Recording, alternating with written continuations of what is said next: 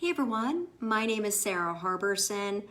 I am America's college counselor. It's good to be back for another Facebook Live. I want to make sure that I am streaming live, so let me know if you can hear and see me.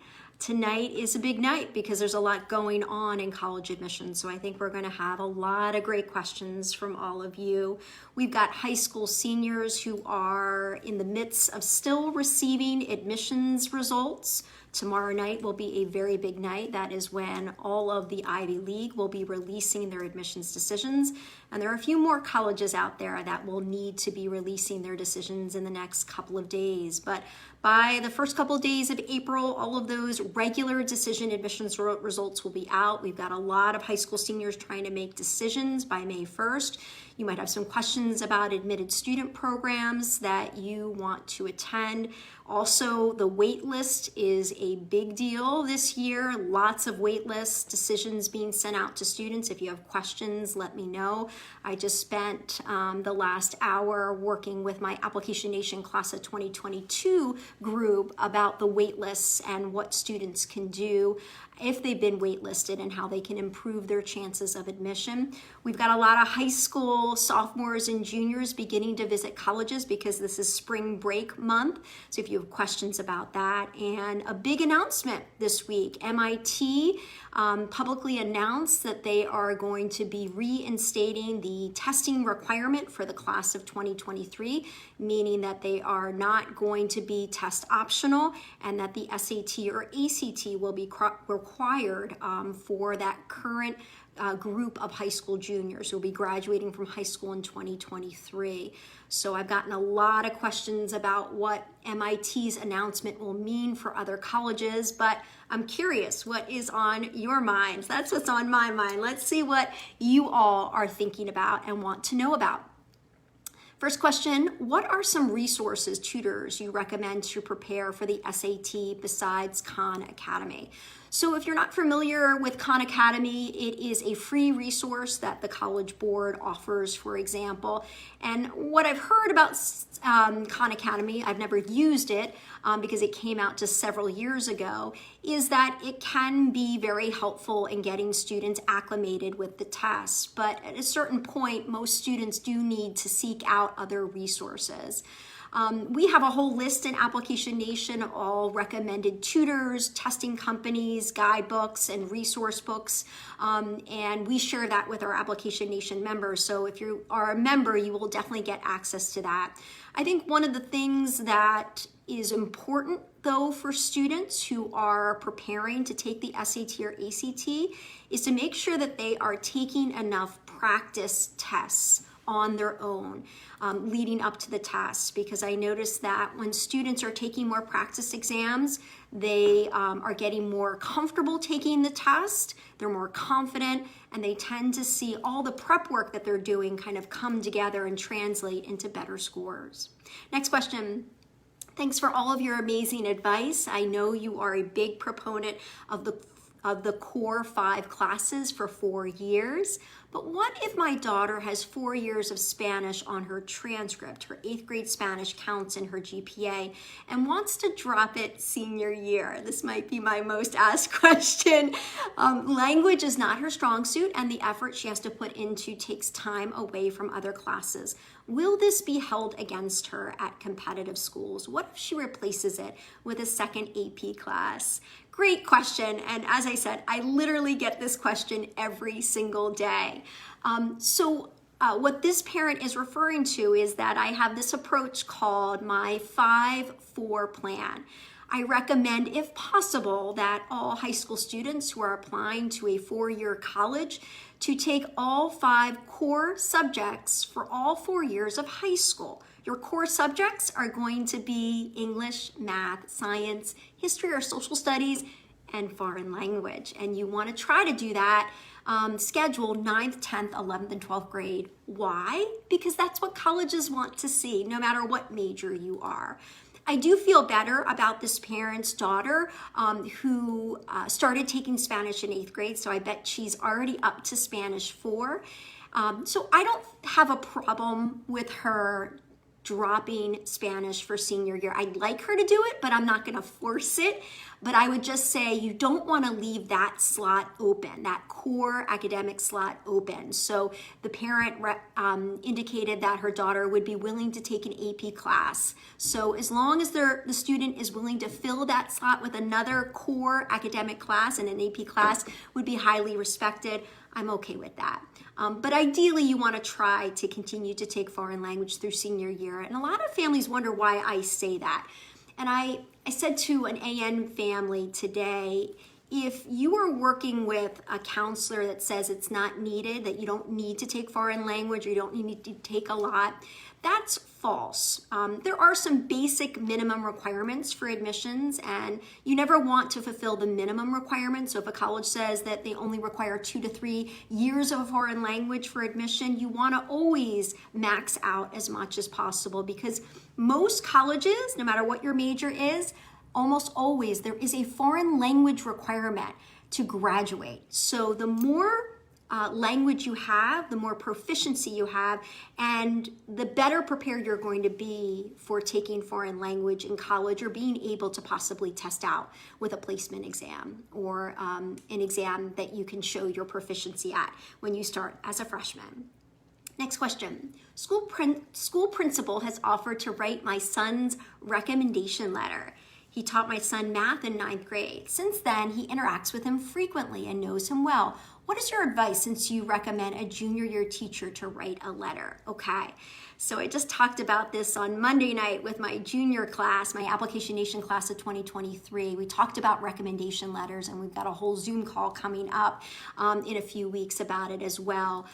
If you're applying to the more selective colleges, you are probably going to have a letter of recommendation from your counselor of record, or your school counselor. Sometimes the high school will call it a different term, but that college counselor of record will be writing a letter of recommendation for you, and that will give the admissions committee some context about how you fit into the school environment. And again, if you're applying to the more selective colleges, you usually will need to submit 1, possibly 2 letters of recommendation from, again, those academic core subjects, those academic core teachers. English, math, science, history or social studies, and foreign language are considered core academic teachers. Ideally, you want to be asking teachers from junior year of high school, but that doesn't always work out. So I think sophomore year teachers could be okay. What's interesting is a number of elite colleges, highly selective colleges, now are saying on their website that they recommend that students ask junior or senior year teachers for letters of recommendation. And I want to sit them down and say, how is it possible for a high school senior who is applying to college early in the fall, because most students are at least submitting some applications early in the fall, how can they ask a senior year teacher to write them a letter of recommendation? That teacher would only know them for a couple of weeks, so it doesn't quite add up. So for most colleges, they will happily accept junior year teachers and sometimes even sophomore year teachers. For this student who knows their principal really well and the principal taught them in 9th grade, I don't know if I would ask the principal to write one of those traditional core academic letters of recommendation. And here's the reason why. The principal taught the student in 9th grade. And so the admissions committee, yes, they want to hear from someone who is still interacting with the student, but they want to hear commentary about that student in the classroom as well in that letter of recommendation. But here's a little tip. And I shared this with my Application Nation class of 2022 tonight. If you get waitlisted, the stakes are so high. I generally do not recommend that students send in extra letters of recommendation, but I have one exception. If you get waitlisted and you know that principal really well, and he taught you in 9th grade, and you still interact with him on a regular basis, and he thinks the world of you, use that principal when you really, really need him. And I have seen letters come in from the principal or the head of school if they know the student really well and they write a really powerful letter of recommendation that can be highly influential in getting that student admitted off the wait list. Next question, is an applicant's chances better in early decision 1 or early decision 2? Great question. It's going to vary from college to college, but historically speaking, the early decision 1 applicant pool for a college, if the college has 2 rounds of early decision, historically speaking, the early decision 1 pool is usually bigger than the early decision 2 applicant pool, and it's usually a little stronger for most colleges. There are exceptions. Vanderbilt is known to have an extremely competitive early decision 2 applicant pool, and they've had that for a very long time. And it kind of makes sense. You know, there are a lot of students who feel like they want to apply restrictive early action to one of the colleges or universities or early decision somewhere, and if they get deferred or denied, some of them will say, you know what, I'm going to give Vanderbilt a shot, but these students tend to be super, super competitive. So there are some exceptions, and Vanderbilt tends to be one of them. But almost always, ED1 is going to be a bigger and stronger pool than ED2. It used to be, if we were to look at the acceptance rates of colleges that have 2 rounds of early decision, it used to be that the acceptance rate in early decision 2 was higher, sometimes even, you know, a good chunk higher than their early decision 1 acceptance rate, and absolutely significantly higher than their regular decision acceptance rate. What I saw last year with the pandemic, the first fall of the pandemic, was a huge increase in the number of students who committed to an early decision program, whether it was ED1 or ED2. Some of these students applied early decision, committed to a binding program, sight unseen. They just wanted to take their chances. And they were smart to do it because early decision 1 and early decision 2 still tend to be a better shot of getting admitted as long as you are competitive for that college. But last year and this year, even more students applying for both rounds of early decision. So ED2 used to be this sleeper little group. I remember being a dean of admissions at a private college that offered 2 rounds of early decision. ED2 was a very small pool. You have to remember though, if a college has even 1 round of early decision, they do it for a reason. They're trying to bring in usually a pretty big chunk of the freshman class because they know if they admit those students, they are going to enroll. So for a dean of admissions, once they get to early decision 2, pressure's on. They know that their yield rate is going to drop considerably in regular decision with the offers of acceptances that they give out. And that's why ED2 can still be a very influential and positive impact on a student who is objectively competitive. Next question. What is your recommendation for American high schoolers who live overseas and want to apply for elite colleges? So if you are a U.S. citizen and you are living abroad and you are applying to American college or universities, the admissions officer is going to look to see if you are a U.S. citizen, because for some, not all, some colleges actually will have a different admissions process and even a different financial aid process for U.S. citizens compared to non-U.S. citizens. So there are some colleges out there that are committed to providing need-based aid to U.S. citizens, even if they're living abroad. But if it's a non-U.S. citizen, that student might be held to a higher standard. So if you are a U.S. citizen, you're in good shape. Even though you are not attending high school in the U.S., you will be looked at as a U.S. citizen. The other thing is that your admissions officer, whether you live in Dubai or you live in Kansas City, your admissions officer is really looking at you in the context of your high school. So they're, as much as you might be from the US, they are really looking at what you've taken advantage of at your particular high school in terms of curriculum, extracurriculars in your community. So If you are coming from Dubai and you're coming from, let's say, an international high school, you still are going to be compared to your classmates and your peers from your high school who are going to be applying to the same colleges, so keep that in mind. But I think the U.S. citizen, whether you're here or abroad, that's going to be the most important factor. Next question. Hi Sarah, if my daughter wants to major in biology, should she take AP Bio at the school or self-study and take the test? Which one is better? These are really interesting questions that I don't always get. Okay, so when I work with students, like from the very beginning, you know, the first Zoom call in Application Nation, I talk a lot about the major choice. You know, I want students, and not everybody knows right away, and that's okay. And sometimes a lot of students don't know even when they apply, but I tell them, I want you to indicate a major that at least right now you are more interested in, you are showing great passion for, and great ability. And you are taking the most advanced curriculum in that particular subject if it's offered at your high school. So for someone who wants to major in biology, ideally you want to be taking biology on the highest level and getting the highest grade. So AP Bio, if it's offered at your high school, yes, and you think you can handle it, yes, I think the student should take it. What I will say is, and I worked at a high school, you all know I've been on the college side, the university side, the high school side, the private side. I've seen it all. I worked at a private high school that actually got rid of the AP curriculum completely.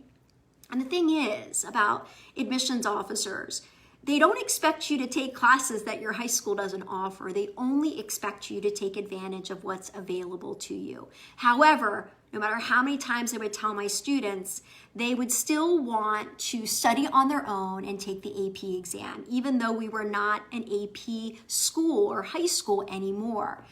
And so even if they were really, really smart and they had a great teacher in what seemed to be a class that would match up with an AP class and an AP exam, they felt, you know what, I'm going to study on my own.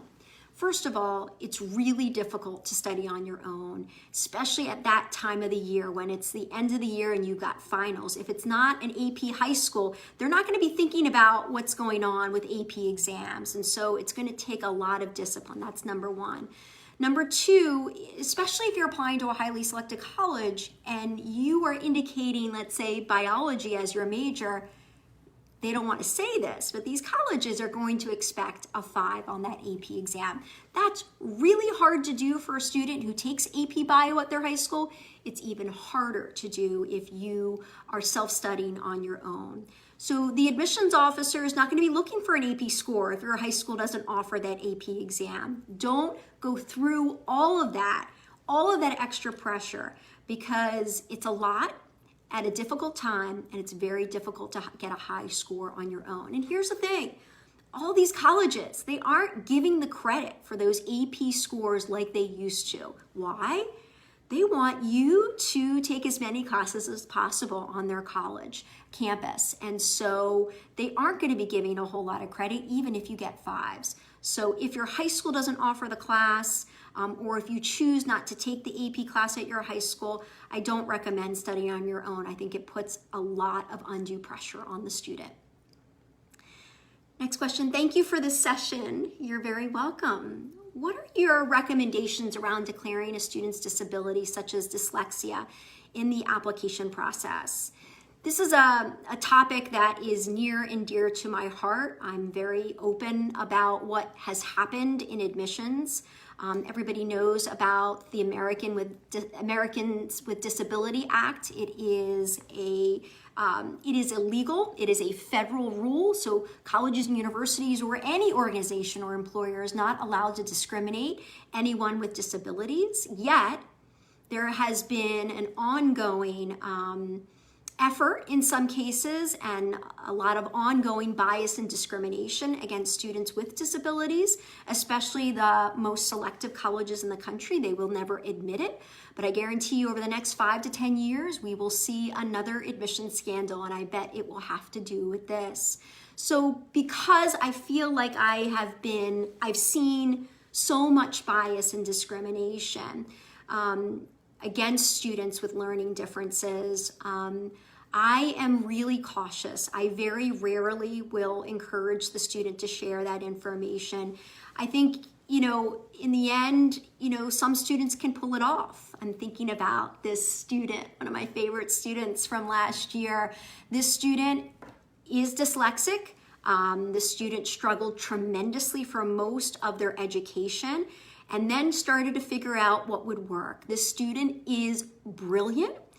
And the student said, I really want to write my main essay about this. And the student didn't just write about being dyslexic. This student wrote the most beautiful essay about a moment in her life that changed everything for her. And it was beautiful. And I looked at it and I said, I agree, you should submit this. And this student did get into her early decision 1 choice. And I can happily say she's doing extremely well. It is now an admissions tour guide. So it can work in a student's favor. I would just be careful. This is a young woman who had a really strong curriculum, really strong grades. So she kind of put it out there and basically said to me, if they discriminate against me, it's going to be obvious because I've got the transcript to back up my application. So I would just be careful. And if you don't need to share that information, I probably wouldn't.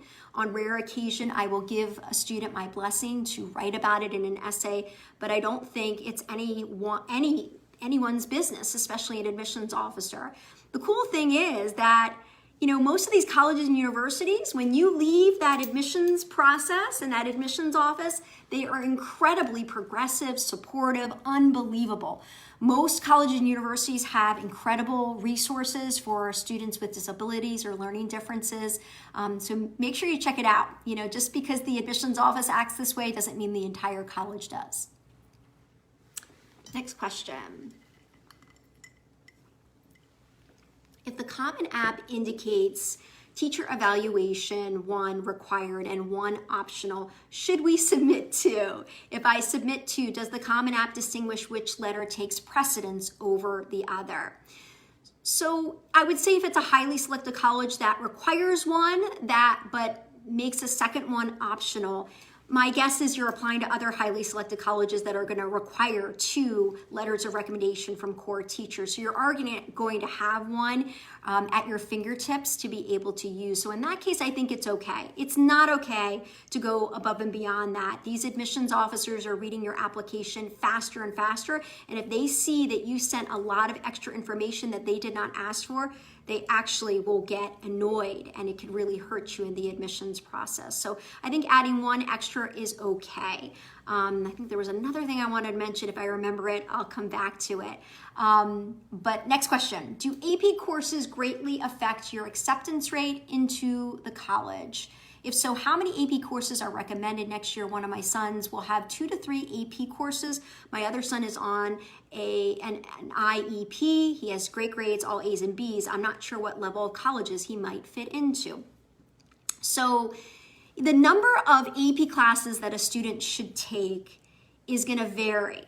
Number 1, it varies, in terms of what the student can handle. It's going to vary in terms of what the high school has to offer and if there are any, requirements or stipulations. So some high schools will actually limit the number of AP classes that a student can take each year. So it's really going to depend on what the student can handle and what is available to them. So that's number 1.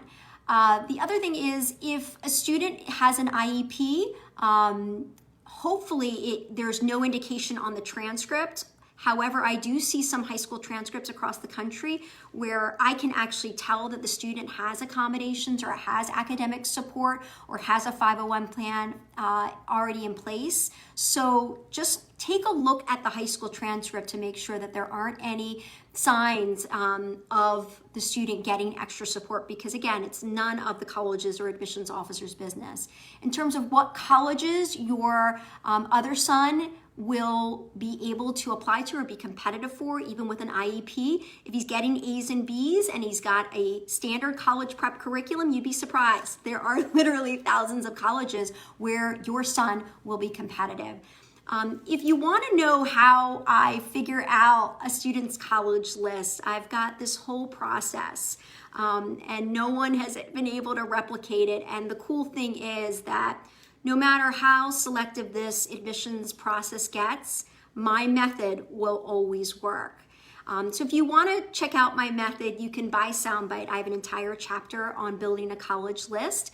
You can also find out a lot of information if you're a member of Application Nation. But I first determine what type of student I'm working with. Just like there are reach, target, and likely colleges, there are reach, target, and likely students. So I first identify what type of student I'm working with, and that's based on their curriculum that they're taking, that is available at their high school, their grades in those core academic classes.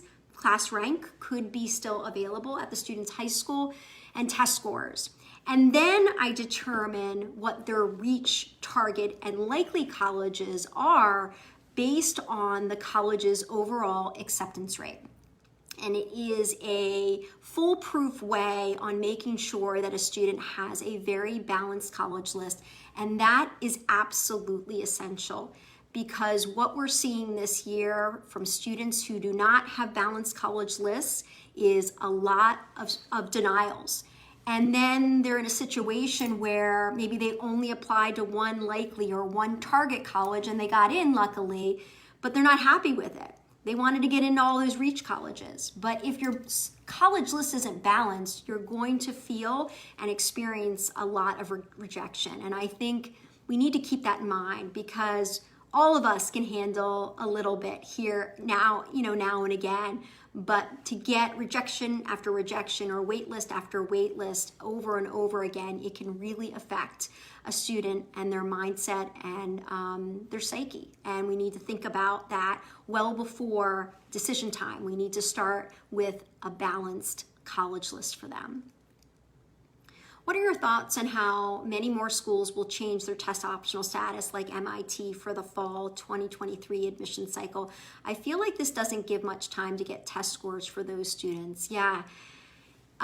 Someone asked us on the discussion board in the last couple of days, when will colleges have to publicly announce that they're either continuing their test optional policy or now requiring it? And a few of us piped in to say, there are no rules. There is no admissions police. That's part of the problem. They can do whatever they want. They can notify at the very last minute. I remember Vanderbilt a couple of years ago announced that they would all of a sudden superscore the ACT. That was in September of the school year. So all those high school seniors didn't know that going into senior year. So my hope is that most colleges, if they haven't announced, they will announce probably in the next month or two at the latest. You have to remember they're super busy right now with admissions decisions on those high school seniors. So if they haven't announced, I think we're going to hear very soon. With MIT, we'll have to see. A lot of people, say to me, does this mean all the other schools are going to now require the SAT and ACT again? I wouldn't say that, because there are a lot of peer institutions of MIT that have already announced that they've extended their test optional policy for the class of 2023. It kind of makes sense that MIT wanted to go back to it, requiring testing. They are big on testing.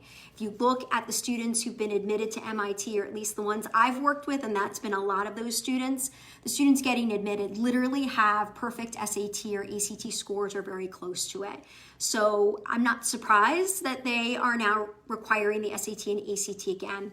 I did have an issue, though, with the statement that came out. There was an interview with the Dean of Admissions, and he's been the dean for a really long time and highly respected, and he's an alum of MIT. He made a comment that one of the reasons why they are going back to requiring the SAT and ACT is to ensure diversity in their student body. And all of the research, every report you will see about whether the SAT or ACT are good for college admissions, every single report, every research paper that's been done about it, all the data, it's very clear that when a college requires the SAT or ACT, it significantly decreases diversity in the applicant pool and diversity on their campus, racial diversity, socioeconomic diversity, geographic diversity. So I do have an issue with that statement. It's simply not true. That being said, MIT can do what they want, and I respect that. But my hope is that if a college continues to be test optional, and this is important, because what happened was when all these colleges went test optional during the pandemic, it really did kind of embolden is the right word, embolden students to apply to colleges that they probably shouldn't have applied to because they weren't objectively competitive, at least from their transcript standpoint and other pieces of their application. So just because a college is test optional doesn't mean it's going to be easier to get into, and in fact, it probably is going to be harder. But it's just important to make sure that if you're not submitting test scores to a test optional college, that everything else in your application meets the high standards of that college or university. So if a college's average SAT score is a 1530, let's say, you almost want to look at your curriculum, your grades, your letters of recommendation, even though you don't know what they say. You have a good idea of what teachers think of you. Your extracurriculars, your honors, your main essay, and all those supplemental essays that are going to be required. Look at them and really be honest with yourself. Do they get up to that 1530 level of that average SAT score if it was an apples to apples comparison? And if you feel that way, then yes, you should apply. But just be thoughtful, because when a student applies to colleges that they are objectively uncompetitive for, you are spending so much time on an application. You are investing your feelings and your emotions for that college. It's going to cost, almost always there's an application fee attached to it. And all you're doing is feeding an applicant pool so that that college can brag about their lowest acceptance rate ever. So keep that in mind. Maybe one more question. How do admissions look at magnet school versus base school? Both have same courses. Base school has easier grading. Is it better to stay in the base school than the magnet school? This is the dilemma that a lot of students face. If you're living in an urban area or a suburban area, a lot of times they will have a magnet school that the student applies to. I assume it's not a lottery, that there is an admissions process. And so a lot of students want to aim for that magnet school, but you have to remember that the competition is going to be a lot stronger at that magnet school. And so the student has to decide, what is important to me? Is it to be challenged, even if my grades aren't as high? Or do I want to have the highest grades possible? Do I want to be at the very top of the class? So I think it comes down to what the student really wants out of their high school experience. But in the end, colleges can't give a student extra points anymore if they go to a fancy private school or a specialized public high school. Are sometimes the odds better if you go to some of these schools? It's possible, but the truth is that it's all about not what high school you go to anymore. It's about what you've taken advantage of. So I really believe that a student can excel and have great options even if they stay at their home base school. On that note, I hope that this has been helpful to all of you. I will post the recording on my website, saraharberson.com, but you can view this after the fact. You can see it on both of my websites or both of my Facebook pages, Sara Harberson and also Admissions Revolution. And if you want access to me on a regular basis, because you've got a lot of questions and many families do, consider joining Application Nation, and I'm sure we've got the link in the comment section. Everyone, have a great rest of your night, and I will see you back here soon. Take care.